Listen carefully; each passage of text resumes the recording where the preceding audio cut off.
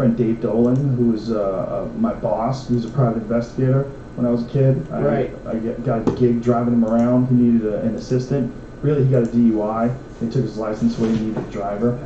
So he was the funniest guy I've ever met. Yeah. He was right up there with Joey Diaz. Wow. So funny, man. And, you know, no aspirations for comedy at all. And his cousin was Billy Downs, who was one of the owners of the Comedy Connection in Boston. So his cousin was a former comedian who owned the comedy club and just randomly became friends with him from an ad on, like, you know, like one of those newspaper ads for a job seeking a private investigator's assistant. I'm like, that sounds like a cool job. Wow. Yeah. So, but this guy easily could have been a comic. Like 100% could have been a comic. Sure. He was a funny fucking dude, and he was always the guy that if a bunch of people were to say around, he would say something like totally ridiculous, look you in the eye and say it, and everybody would be laughing. It was just natural. He was just a naturally funny guy. Just didn't do it. Did he like being a private investigator? Loved it. Loved it. Yeah. Loved busting people. Yeah. Cheaters. Mostly people who were cheating on their insurance. That was mostly. There was a few. He had one guy who kept asking him to take pictures of his girlfriend getting fucked by this giant bodybuilder dude. And after a while, I was like, hey, dude, enough with this kinky shit. I'm not giving you any more fucking pictures. And I threw it at the dude. He's like, get the fuck out of here with this. He goes like, what else do you want, bro? I got the pictures. I'm not gonna get more pictures, you fucking idiot. That's so funny. That's so funny. Why didn't the guy just hire a photographer, right? Well, the guy was this like really wealthy but diminutive, very non-masculine man. And he had this bombshell girl that he had figured out a way to get a part of. Yeah. But she was just getting drilled on the side. Did she know he was getting pictures taken? I don't think she did. No, I don't think she did. Because that's what it sounds like to me. It sounds like a fetish game where he's like, oh. It seems like it, but I don't think it was. I think it was just a weak guy who didn't know what to do. Because they would be on the beach. He'd get pictures of them on the beach making out and stuff.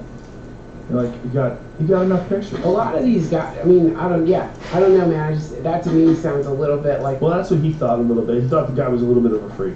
But at the end of the day, he was like, look, come on. You know, with his fucking heavy Boston accent. Bro, I got you your fucking pictures. Yeah. Make a move. Right. I'm not taking it anymore. Right. Thank you. See you later. That sucks. That's a shit job. I wouldn't want to do that. He loved busting people. That's not his thing. He didn't really like. That was rare. Most of the time he worked for insurance companies. Most of the time it's like, say if you were married and you were a woman and you had a different maiden name, you would get injured on the job and then you would start using your maiden name and take a job on the side while you're getting workman's compensation. So people would get double paid. Whoa! Yeah, and they would have to leave their jobs, like people would leave their jobs super early in the morning. So we would camp out in front of people's houses where we would get there at 4 o'clock in the morning. When everybody's asleep, we'd sit in the car across the street and we'd wait. Sometimes earlier. And we'd wait. And we'd wait. And we'd wait 5:30 to go around, and then you'd see some light go on, and you're like, he's up, he's up, he's up, here he goes, this motherfucker's going to work. And this is a guy that's supposed to be laid up in bed, and we catch him like working as a roofer, carrying shingles up a ladder, and they're getting disability insurance. Yeah. So that was a really common thing. Most of it was disability insurance. Man, what a fucked up state of life to get into where you're doing insurance fraud. Like, that's a sad existence to like get into that spot where you're like, I'm gonna give it to the man. I've come up with a scheme, honey. You know, someone from the Comedy Store, I probably can't mention their name. Sometimes it's not like that, man.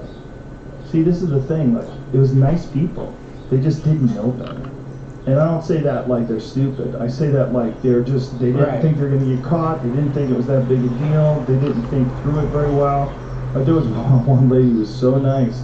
He had a scam. This was a scam. Say if your license plate number, he'd write down your license plate number and then write down one that was really close to it and write down another one that was really close to that. And then he would knock on your door. And he'd say, I hate to bother you, but my girlfriend was in a car accident, and the police report where they had the witness's driver's license number, some coffee got spilled on the report, and they don't know exactly what the license number is. We checked these two, it's not them. I have a friend who works in the DMV and they hooked me up. And then you tell her an injury. Oh, I'm sorry. Well, what happened to her? Is she okay? She's okay, but she did this. Oh my God, I had that same injury. You tell them the injury that they had that's giving them workman's compensation. And yeah, I had to say that's terrible. Do you guys want to come in and have a cup of coffee? She invites us in the fucking house. Strangers. Wow. This is what people did in the 80s, dude. Yeah. They invited people in the house like pilgrims. Yeah. This lady invited two guys into her house, and he spins her a yarn about his girlfriend being injured, and she said, I had the exact same problem. And he said, well, what happened? She said, well, I was on the job as a flight attendant, and I fell down and hurt myself. He goes, well, you're getting paid, aren't you? And she goes, oh, not only am I getting paid, but I'm also my maiden job. Wow. And he's like, oh, yeah, great idea. Way to do it. Lady's so nice. And we got out of there, and I was like, man, we can't turn her in. He was like, fuck her, she goes. Wow. She goes. She's a fucking crook. He goes, that lady's a fucking crook. I go, she's so nice. She let us in her house. She gave us coffee. Fuck her. I love that shit, man. How, like, being nice has somehow become synonymous with not being dangerous or a crook. That's a really funny thing. True. It's like, because being nice is like, that's like a really great costume to put on. Like, if you want to camouflage yourself, and you're a predator, you know, the way the tiger. She wasn't a predator. She was just a lady who didn't think it was a big deal to rip off a corporation. People grow up thinking corporations are faceless, nameless entities, and you can extract money from them. Yeah. That's why people think of some liability lawsuits. Like you slip on some water in the hallway in a big building and you fall down like, oh, I'm hurt. I'm real hurt. You guys didn't protect me. My balance was compromised. I know. And I fell on your ground. Yeah. Somebody put some water on your ground. I'm not responsible for this. I'm gonna soup. Yeah, it's fucked. It's bad. That woman was making a terrible mistake, and your friend Dolan. Dynamite Dick was Dave Dolan. He used to call himself. He helped her. He helped her out because like that kind of shit, that kind of life, like stealing. You want to create. Yeah. Like you want to create a version of that woman where like inside she didn't feel at least a little bad, a little bitter, a little weak, a little off balance. Of course. But the reality is she didn't feel good about that probably, and that's not a great way to live, man. And so by getting corrected by the universe in those ways, you know, I think it's a good thing. I'm glad that, you know, some things aren't illegal, for example, but they are. You know, like obviously, like we agree on some of these things, right? Those things it's fucked up to buzz people for. Yeah. If you're stealing in that way, I don't know, man. No, you're right. But I would have never turned her in. I would have said that I can't. That would have never been a good private investigator. I feel like a lot of those people, and I was 20 at the time, 21 at the time, at the most, 21 I think. At that time, I was really well aware of like the neighborhood where my grandparents grew up in, like and being around them and being around my parents who grew up in the 60s, and then my grandparents who grew up. I mean, they were here in the Depression, and there was a different attitude about opportunity. Like everybody was poor, right? So everybody would like take advantage of every opportunity. And if you got an opportunity to run a scam, you did it. Yeah. And that's a terrible thing that happens in poor communities, is that people do think of like insurance scams, this kind of scam. Like, you know, you got to think about it like it's a score. You know, think about it like it's a score. Dude, I've heard guys say that to me. I know. Like older Italian guys, look, you got to think about this. This is a score. Okay, you can't fuck this up. You got an opportunity here.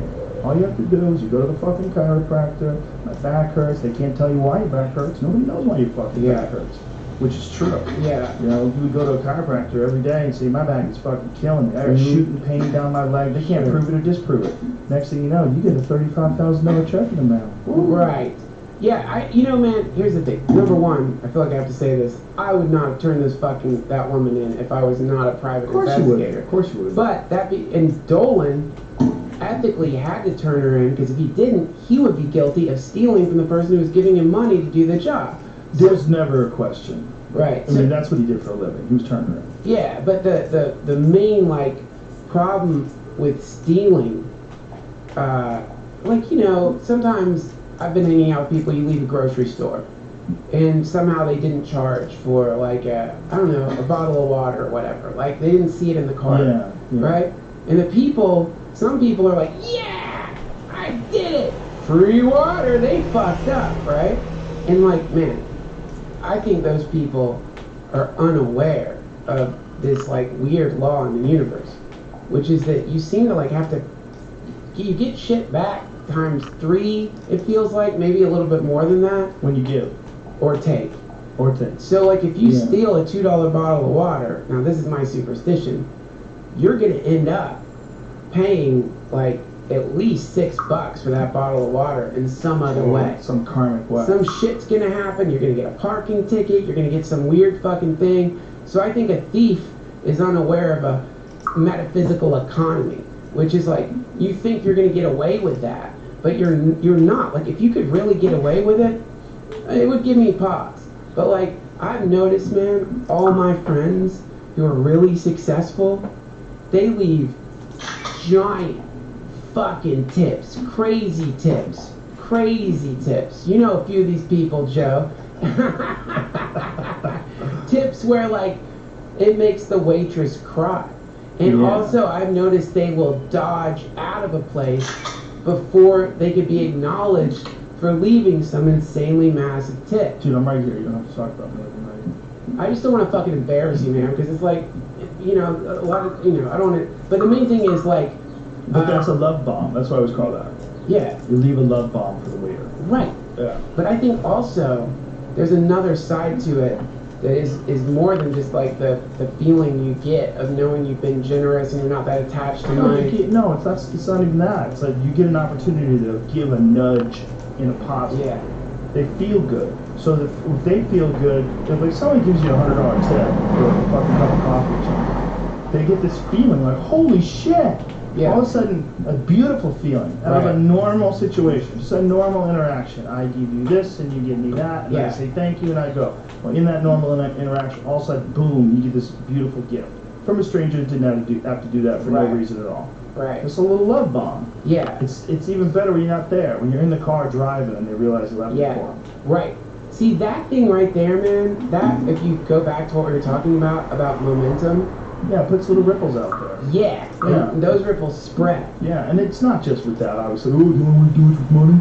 No, it's being nice to people. Sometimes I've had days where, like, I'm just walking somewhere and someone looks at me and they go, hey, how are you? Everything good? Yeah, man, everything's good. How you doing? I'm doing good. Enjoy the day. Just a nice little friendly interaction with some person you never met before and for no reason just wants to be a nice guy. Yeah. Those make you feel good, man. Yeah. Those are nice moments. And conversely, weird moments that I've had where people that are distracted and they're looking at their phone, they're not paying attention. Like, look at this fucking dummy that almost ran into me. Yeah. You know, I don't have to think that way. That's a dumb way to think. Right. But I do think it. Right. Especially if it's like a kid. Yeah. You know, some fucking kid just trying to push you. Yeah. And they almost run into you like, hey, dude. Yeah. Your phone. Right. Right. They're radiating this momentum into the world. They're not interacting with people that are there. Yeah. Right? Versus a person who's like genuinely nice. Is like, just see someone walking down the street and they say, good morning. You're like, good morning. Yeah. And everybody feels good. That's like just a nice little thing like that. That's right. Those spread. That person might do it to the next person they meet, and then boom, everybody's saying hi to everybody, and everybody's hugging everybody. This is it. Yeah. Yeah. We talk about this probably every time because we both agree that this is like probably, if there was going to be a non-violent revolution in this country that wasn't based on voting, it's going to start with that. Yeah. And what is that, you know? And the thing I'm being taught is like that thing you're talking about, it can be cultivated and like refined. So you can sort of, that's why it's called a practice. Like when you're sitting and you're watching your breath and you're learning how to be in the moment, instead of thinking, I'm doing this for this reason or that. Like I'm doing this because when I'm like talking to somebody, they're going to think I'm spiritual. I'm doing this because I want to be more focused. I'm doing this because I have an anxiety disorder. I'm doing this because of this or that. That's great. But there's another reason to do it, which is that if you get really good at being in the moment with people, and also when you're sitting with yourself and learning who you are, you have to start applying a lot of compassion to yourself because you're going to sit, man, and some shit's going to float to the surface of the stream, that you wish had stayed under some rocks, man. You're gonna see not just shit that's been done to you, but you're gonna see shit that you've done to other people. And you're gonna have to deal with that, right? And the way to deal with that is not to do like, I don't know if you do this at all, but sometimes like I will remember something from when I was very young and be like, you fucking dick. I'll say it out loud to nobody. Yelling to someone like 15 years ago, right? And you're yelling at you? At my past self, like, you motherfucker, you know? What have you got me into with my memories? Jesus Christ, man, why were you doing that? Why did you do that? And like, so that's like the opposite of compassion for the self, right?